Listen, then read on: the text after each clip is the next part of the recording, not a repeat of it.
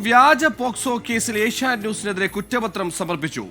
Crime branch ACP V സുരേഷിന്റെ നേതൃത്വത്തിലുള്ള സംഘമാണ് കോഴിക്കോട് പ്രത്യേക പോക്സോ കോടതിയിൽ കുറ്റപത്രം സമർപ്പിച്ചത്.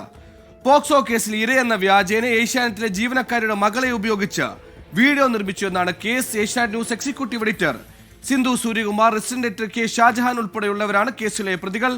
അഭിജിത്ത് ബുഴക്കുന്ന് കോഴിക്കോട് ചേരുന്നു. അഭിജിത്ത്, വിവരങ്ങൾ. സുഹൈൽ, ക്രൈംബ്രാഞ്ച് ACP V സുരേഷിന്റെ നേതൃത്വത്തിലുള്ള സംഘമാണ് കോഴിക്കോട് പ്രത്യേക പോക്സോ കോടതിയിൽ കുറ്റപത്രം സമർപ്പിച്ചിട്ടുള്ളത്. Asianet news executive editor Sindhu Suryakumar, resident editor K Shajahan, reporter Naufal bin Yusuf, Asianet ജീവനക്കാരിയായ പെൺകുട്ടിയുടെ അമ്മ, video editor Vineeth Jose, cameraman Vipin Muraleedharan എന്നിവരാണ് പ്രതികൾ.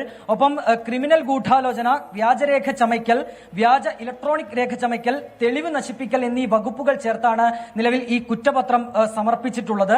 ഈ സംഭവം കഴിഞ്ഞ ഒക്ടോബറിലാണ് ഇത്തരത്തിലൊരു സംഭവം നടക്കുന്നത്.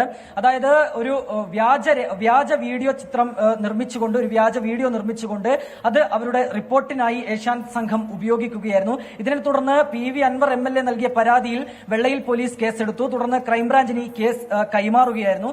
നിലവിൽ ഈ ACPയുമായി ബന്ധപ്പെടുമ്പോൾ അറിയാനായി സാധിക്കുന്നത് ഏഷ്യാനെറ്റിന്റെ കോഴിക്കോട് ബ്യൂറോയിൽ നിന്ന് തന്നെയാണ് ഈ രംഗങ്ങൾ ചിത്രീകരിച്ചത് എന്നുള്ള കാര്യത്തിൽ ഒരു വ്യക്തത വന്നിട്ടുണ്ട്. കൂടാതെ ജീവനക്കാരിയുടെ മകളെ ഇതിനായി, ഈ വീഡിയോ ദൃശ്യങ്ങൾ ചിത്രീകരിക്കുന്നതിനായി ഉപയോഗിച്ചു എന്ന കാര്യത്തിലും അന്വേഷണ സംഘം കണ്ടെത്തൽ നടത്തിയിട്ടുണ്ട്. കൂടാതെ കോഴിക്കോട് ഫോറൻസിക് ലാബിൽ നടത്തിയ ശാസ്ത്രീയ പരിശോധനയ്ക്കൊടുവിലാണ് ഇത്തരമൊരു അനുമാനത്തിലേക്ക് അന്വേഷണ സംഘം എത്തിയിട്ടുള്ളത്.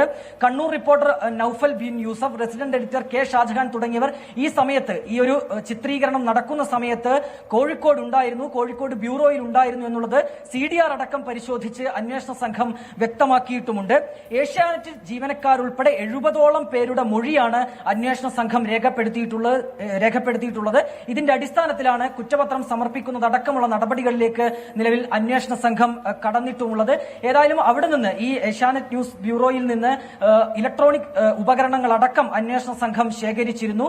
ഹാർഡ്വെയർ കോപ്പികൾ ഉൾപ്പെടെ ശേഖരിച്ച് ഇതിന്റെയൊക്കെ ശാസ്ത്രീയമായ തെളിവുകൾ ശേഖരിച്ച് ശാസ്ത്രീയമായ പരിശോധന നടത്തിയതിന്റെ അടിസ്ഥാനത്തിലാണ് നിലവിൽ ഈ കുറ്റപത്രം സമർപ്പിക്കുക എന്ന നടപടിയിലേക്ക് ഈ അന്വേഷണ സംഘം കടന്നിട്ടുള്ളത്. നേരത്തെ തന്നെ ഈ പ്രതികൾ മുൻകൂർ ജാമ്യം തേടിയിരുന്നു. അതിനാൽ തന്നെ അറസ്റ്റ് അടക്കമുള്ള നടപടികളിലേക്ക് കടക്കില്ല എന്നുള്ളതാണ് നിലവിൽ ഈ അന്വേഷണ സംഘവുമായി ബന്ധപ്പെടുമ്പോൾ വ്യക്തമാക്കാനായി സാധിക്കുന്നത്.